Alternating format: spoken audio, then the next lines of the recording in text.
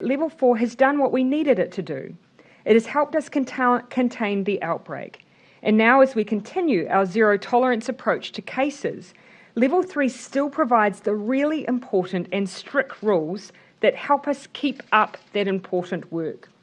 Therefore, we have accepted the Director-General of Health's advice and confirmed that Auckland will move to Alert Level 3 at 11:59 p.m. tomorrow night, Tuesday the 21st of September. The Director-General was also clear that given the long, hard tail of Delta, we will need time here. And Cabinet has accepted his advice for Auckland to stay at Level 3 for at least 2 weeks, with Cabinet first reviewing those settings on Monday the 4th of October. As for the rest of New Zealand, as I outlined on Thursday last week, for so long as Auckland is at the higher alert levels of 3 or 4, a greater level of preparedness is needed elsewhere. In other words, Level 2.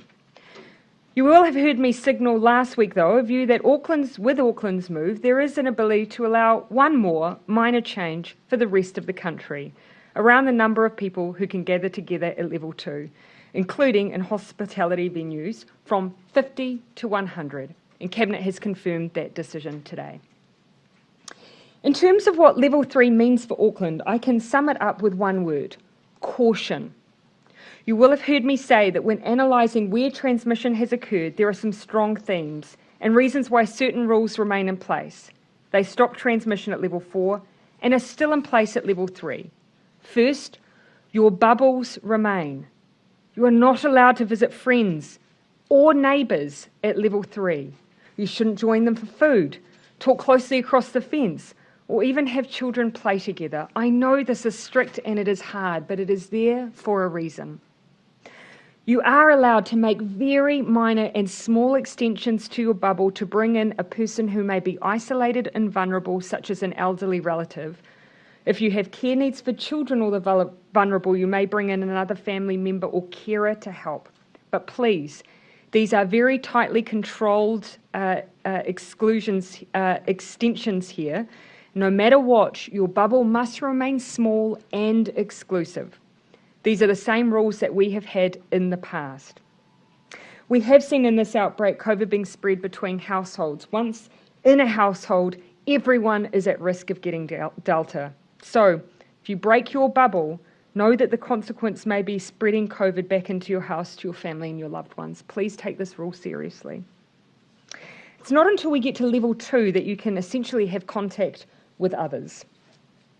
More businesses can open at Level 3, but only in accordance with strict rules. And I do ask businesses that reopen to play their part in reopening safely.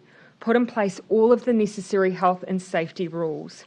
Make sure you look out for your staff. If any of your workers show up with cold and flu symptoms, please send them to get a COVID test and support them to stay at home until they are well. And please encourage and make time for any staff member not yet vaccinated to get vaccinated. In fact, make time for them to do this week. The best way to keep moving down alert levels and for businesses to stay open is for sick people to stay at home and for everyone to be vaccinated. For everyone else, keep working from home if possible and keep children and young people at home with you where you can. Remember, schools are, broadly speaking, closed. They should only be going to school if parents must go to work and there's no other option available. You recall that this is the same setting we've always had for Level 3. For the most part, schools and other learning centres are closed. In the rare instances where children are in a school environment at Level 3, Cabinet today agreed to make face coverings mandatory in all Level 3 high schools in all indoor settings such as classrooms and assemblies. This is an added precaution. Again, this is for Level 3 high schools. Again, it will be very rare that anyone is in attendance at these schools, but where they are, we have a mask requirement for them. Events and gatherings still cannot happen without except for the extraordinary exception of 10 people being able to gather for a civil union wedding, funeral or tangihanga. Again, that is in extraordinary circumstances. And a reminder, because Delta has changed the rulebook, we have had to change how we manage it. Here is an overview again of those changes. Contactless delivery and pickups can occur, but all staff and customers are legally required to wear a mask for outwardly facing businesses. So when you pick up something in a contactless way, everyone should be wearing a mask. In fact, everyone is strongly encouraged to wear a mask in any indoor setting with people outside your bubble. The latest science tells us Delta spreads very easily, often through the air, so masks make a real difference. I'd encourage all businesses to familiarise yourselves with all the level 3 requirements. Meanwhile, business owners and operators can now access their premises in order to prepare for contactless opening, including to meet the public health requirements. I now have a particular message for those listening who are over 65 and especially in Auckland. For you, Level 3 poses a slightly higher degree of risk, and that is why I'm stepping up my Level 3 advice for anyone over 65 in Auckland. If you have not yet been vaccinated, please stay at home until you have been. This will give you an extra layer of protection in this outbreak. We have been doing direct outreach to all our over 65s who haven't had their first dose yet in Auckland. That amounts to about 23,000 people. The vast majority of over 65s have been vaccinated, but for this smaller group, we really do want to encourage you to take that next step.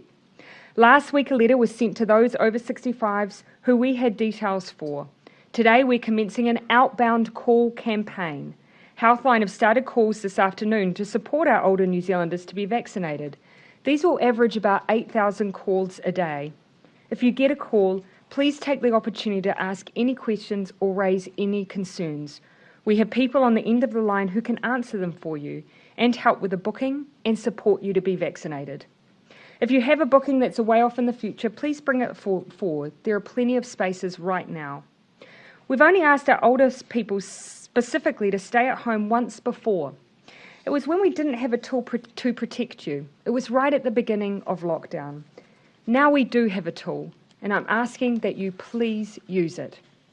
If staying at home makes you feel anxious or distressed, please reach out. Many pharmacies are doing medication deliveries, and the Student Volunteer Army Grocery Delivery Service can help you access food.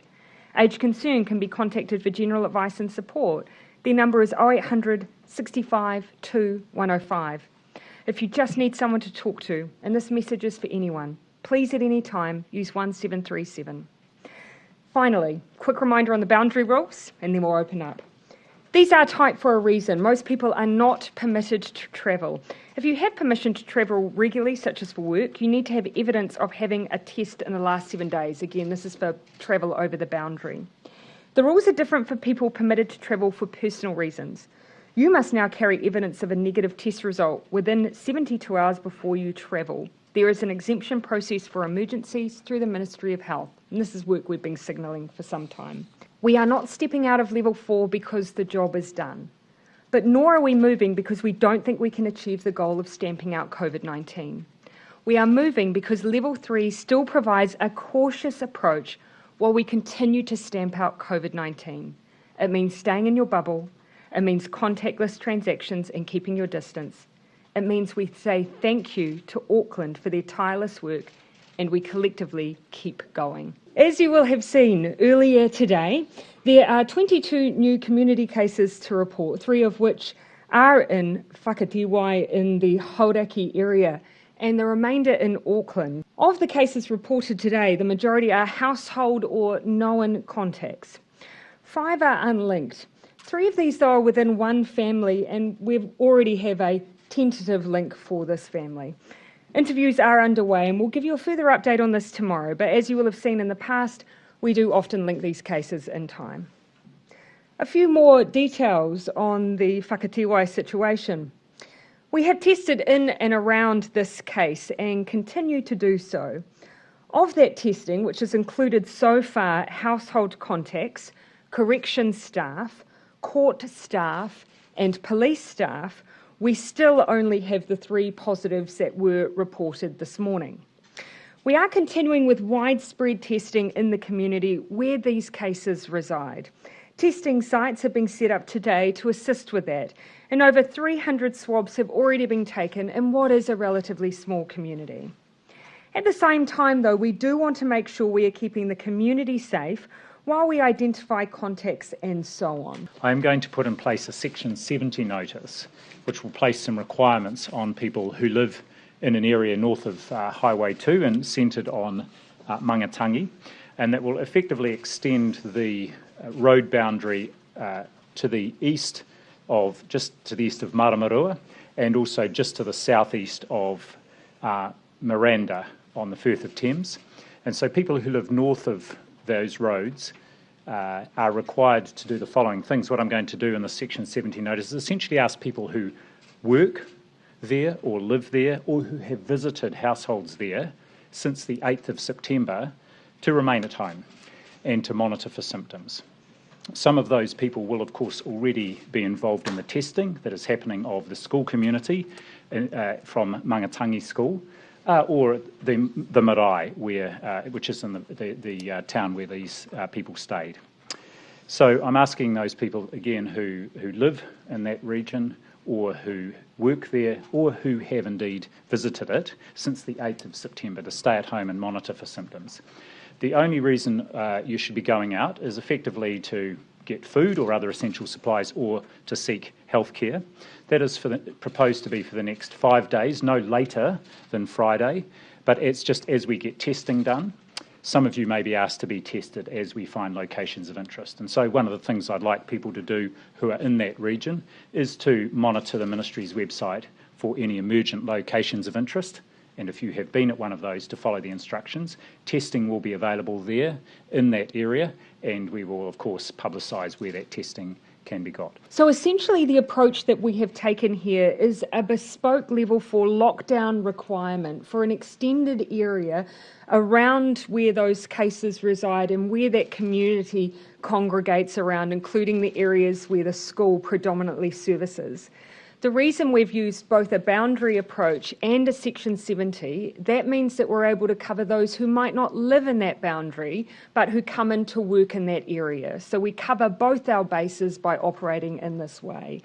It gives us that extra layer of comfort for both the community and those service towns around that community that we are creating a level 4 environment for those most likely to be affected for a period of time that allows extensive contact tracing and allows extensive testing across that community.